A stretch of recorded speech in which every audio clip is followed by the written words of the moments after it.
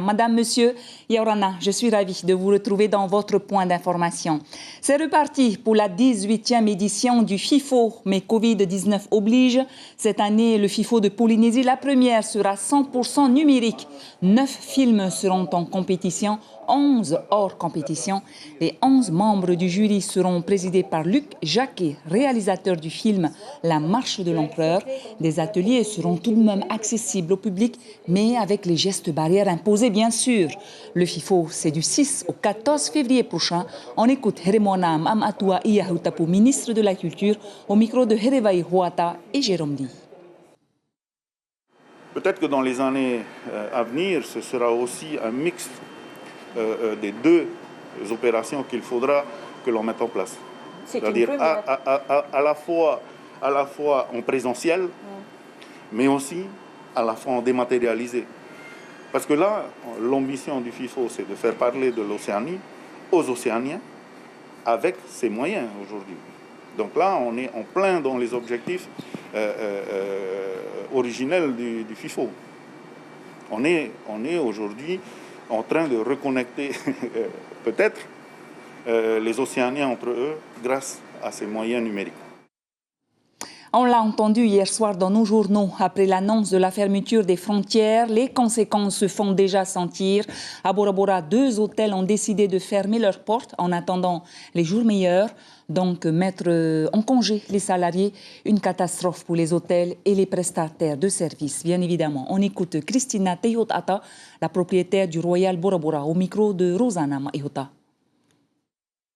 On va fermer, parce que de toute façon, si les frontières sont fermées sur Bora, il faut savoir que sans touristes, les hôtels n'ont pas assez de coefficient de remplissage pour être rentables, donc il vaut mieux fermer. Donc pour l'instant, on a décidé de fermer jusqu'à fin mars.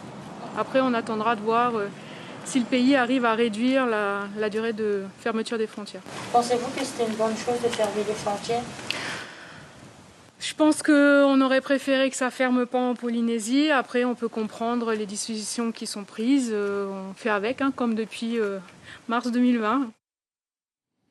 Oui, et le maire de Mopiti, Wilson Raufo, aurait été l'invité café d'Ibrahim Amenadzi. Ce matin, il a parlé aussi des conséquences pour son île suite à la fermeture des frontières aux touristes extraits.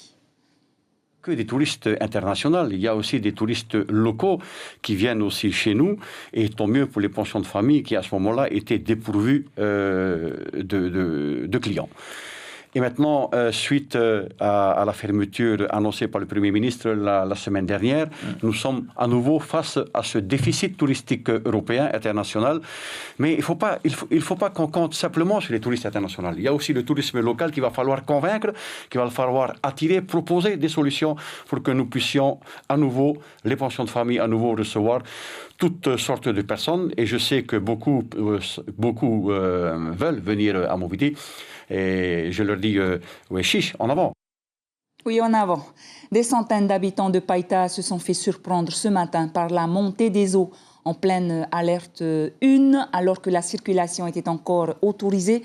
Des hommes et des véhicules ont été bloqués comme pris au piège. Le récit de cette débâcle par Antoine Le Teneur, Nicolas Fasquelle et Laurent Chintou. Vers 8h30 ce matin, les habitants de ce lotissement devaient jouer de prudence pour rentrer chez eux. Aidée par un mois de pluie exceptionnel, la dépression Lucas allait dresser des obstacles aquatiques partout sur la commune de Païta. La tournée de ces gendarmes devait ainsi s'achever sous le pont de Savannah. Des bleus à la découverte des inondations locales.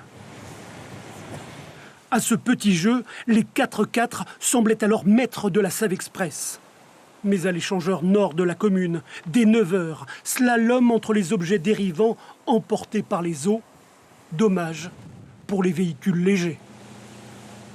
Je suis bloqué là, puis je peux plus rentrer sur Kwawa. Voilà, ouais. Et vous veniez de Kwawa ce matin? Oui, ce matin, je suis parti à 4h. Il faut déposer des trucs à nommer. Au niveau du col, ça passe, mais il y a quelques petits éboulements. Moi, ça passe. Quelques bois, cailloux sur la route, il faut aller doucement, quoi. Mais ça passe.